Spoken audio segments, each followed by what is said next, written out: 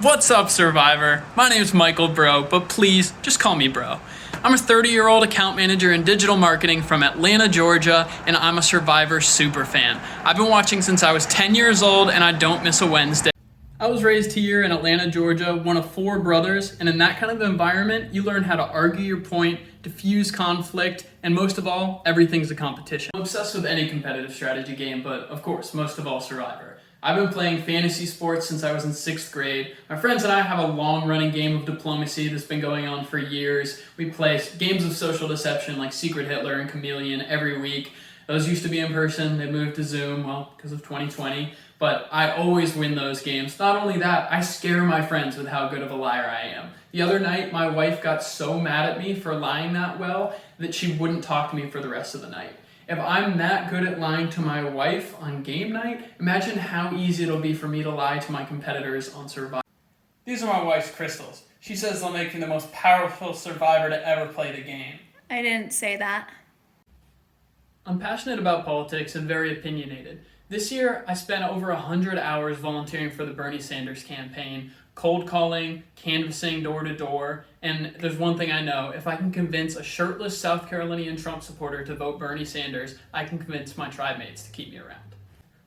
Last year, some buddies and I took a backpacking trip for 3 days into the Virginia Highlands. Beautiful country. If you get a chance to check it out, I highly recommend it.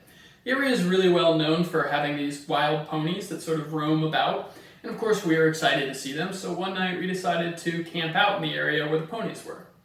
To our pleasant surprise, we woke up in the morning. There were 2 ponies who would come over to our campsite. So, me being the nature lover that I am, I step out of my camp and I start making some pony calls to bring the pony over, and it starts to work. And then it starts to work a little too well. The pony starts to get aroused, and as I continue my pony calls, it starts to get so aroused that it's not aroused anymore. And all my friends kind of pause for about 10 seconds, really just drink in what just happened, and then we all bust out laughing. I think the moral of the story there is that I won't just survive the wilderness, I'll seduce it. So I don't have a sob story. Everyone in my loving immediate family is alive, hasn't contracted any rare diseases. Can you believe those assholes? In my job as an account manager, I'm selling on a daily basis, I'm managing relationships, overcoming objections. These are all things that'll translate directly to the island and directly to tribal council. I think I'd play the game as a mix between Dean Kowalski and Todd Herzog.